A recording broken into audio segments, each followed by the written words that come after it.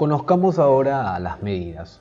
Una medida, al igual que una columna calculada, también es un cálculo que se realiza a través de funciones o expresiones DAX. Sin embargo, presenta diferencias puntuales con las columnas calculadas. Identificar estas diferencias y los casos en los que es más conveniente utilizar una medida antes que una columna calculada es de vital importancia para un analista de datos, debido a que este procedimiento, este análisis, puede llevar a sintetizar y volver mucho más eficiente el modelo de datos. Las medidas se caracterizan generalmente por lo siguiente: no consumen mucho espacio en la memoria del computador.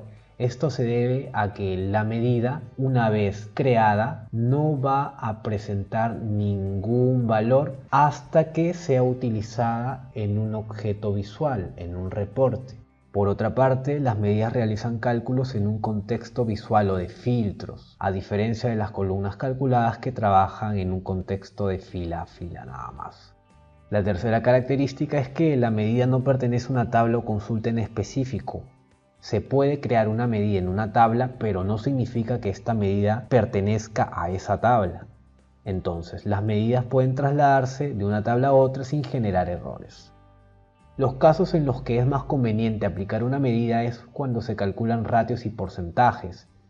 Usualmente, los analistas o usuarios utilizan las medidas para este tipo de cálculos, debido a que utilizar una columna calculada no es recomendable, ya que en un contexto de filtro, la columna calculada no va a efectuar correctamente el cálculo del ratio o porcentaje, y esto lo veremos con mayor detalle posteriormente. Otro caso en el que es conveniente utilizar una medida es cuando se efectúan cálculos tomando en consideración los filtros realizados. Aquí hacemos hincapié nuevamente al contexto de filtros. Tenemos entonces que para crear una medida se debe recurrir a la herramienta Nueva Medida del menú Herramientas de tablas. Se coloca el nombre de la medida y su sintaxis con la formulación DAX. Ahora, la medida se puede identificar debido a que al lado de la etiqueta, al lado del nombre de la medida, figura un pequeño icono que representa una calculadora. Nos encontramos en Power BI Desktop, nos dirigimos a herramientas de tablas y nueva medida.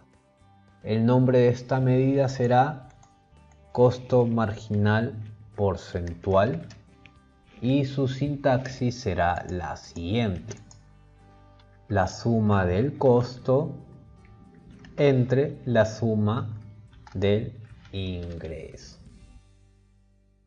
Enter. Y ya tenemos nuestra medida para el costo marginal porcentual. Muy importante, debemos de utilizar en este caso la función sum, que es suma, debido a que la medida trabaja en un contexto de filtro, no en un contexto de fila a fila, así que tenemos que totalizar con sumas. Bien, acudimos a la vista de informe para ver qué tal trabaja la columna calculada y la medida, si los cálculos se realizan adecuadamente. Vamos a insertar una tabla que presente el ingreso y el costo, además de el costo marginal y el costo marginal porcentual por zona. Y podemos visualizar que los cálculos se efectúan de forma correcta.